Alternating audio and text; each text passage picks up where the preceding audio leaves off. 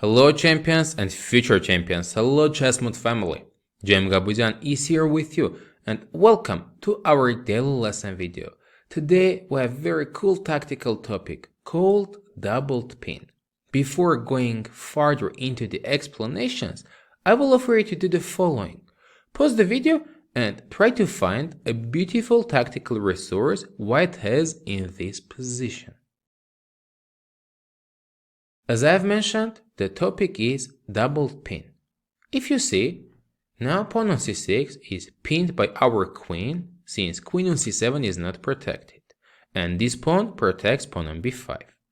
Knight on d6 protects pawn on b5, but bishop and rook on f1 are attacking on f8, so there is a pin here as well.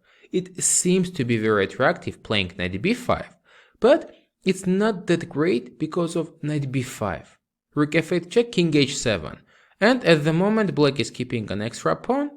After queen c2 check, they can play rook e4. That's why, instead of playing knight b5 move directly, white starts it better.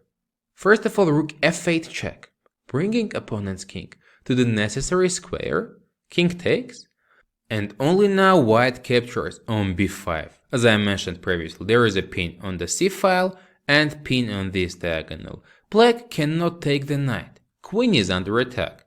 They have to play queen d7 and now bishop d6 check. White is winning the rook of opponent and staying with an extra piece. After rook e7, bishop e7 and king takes. White's position is absolutely winning. So today we'll see a few more examples in this interesting tactical pattern. Let's go ahead and see the next one.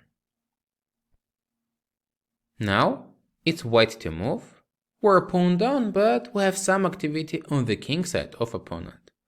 At the moment there is a very beautiful concrete tactical option available. You can try to pause the video and it will be an outstanding result if you can find it. White will be very happy to get some actions against opponent's king. But playing move like knight g5 is not that strong. Black can play knight back to f6, protecting all of the weaknesses. Instead of this, at the beginning, white has a very beautiful motive. We're capturing on c6 square. Black has to take back, and now knight e5 is with a tempo attacking on opponent's rook.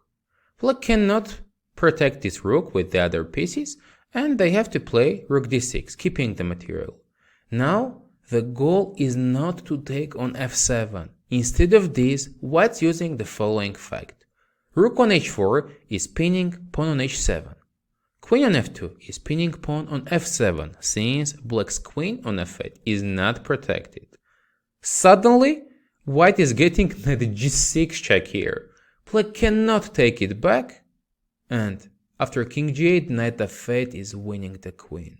With this beautiful maneuver, white takes a lot of material. As well, let me mention that after knight d5, black cannot play queen to d6 and protect the rook, at the same time taking queen out of dangerous square. Because now knight f7 check is still winning this piece and the game for white. Let's go ahead and see our last example for today's daily lesson. This is a little complicated version of the same tactical idea, and I will try to help you a little bit.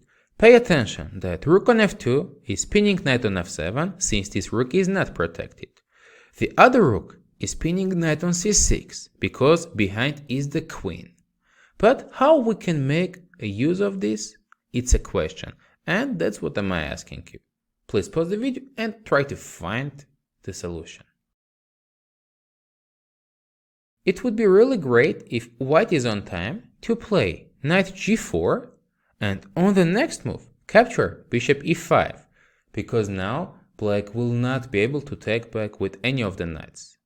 Knight fe5 is not an option because of rook f8, as well after bishop e5. Black cannot take with the knight on c6 since the queen is hanging.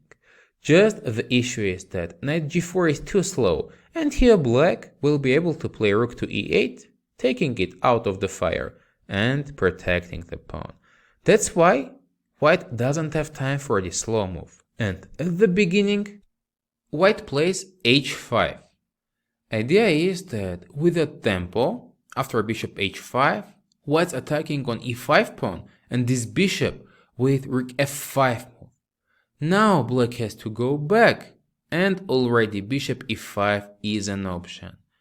Black cannot take it back as I mentioned previously, and in all of the variations black loses team material.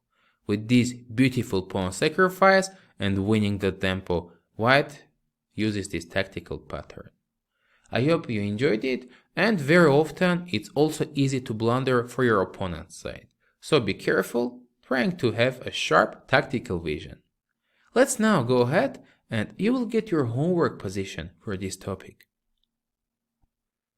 In this dangerous position it's white to move. We are missing a piece and a pawn, though white has very active rooks trying to attack on opponent kings. As you can see, there are a lot of pins in this position, and your goal is to find a beautiful double pin combination.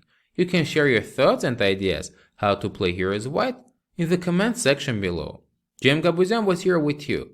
Thank you for your subscriptions, likes, and sharing this video with your friends. We appreciate it a lot. See you next time during our next daily lessons.